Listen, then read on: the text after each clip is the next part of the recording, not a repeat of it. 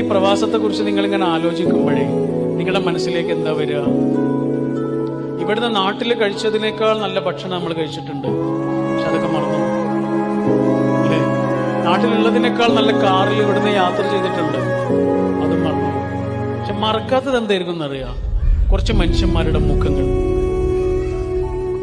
അപൂർവം ചില സമയങ്ങൾ, മറക്കാൻ പാടില്ലാത്ത ചില സന്ദർഭങ്ങൾ,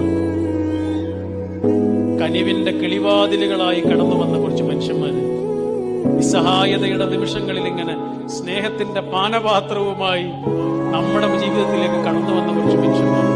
എവിടുന്ന് അവർ വന്നതെന്ന് പോലും അറിയില്ല. അങ്ങനെ ചില മനുഷ്യന്മാർ, അങ്ങനെ ചില സമയങ്ങൾ, ഇതൊന്നും മറക്കാൻ കഴിയില്ല ആണല്ലോ. എന്നാൽ നമ്മളെ കുറിച്ച് നമ്മുടെ കൂടെയുള്ള മനുഷ്യന്മാർക്കും എന്താ ബാക്കി ഉണ്ടാവുക എന്നറിയോ?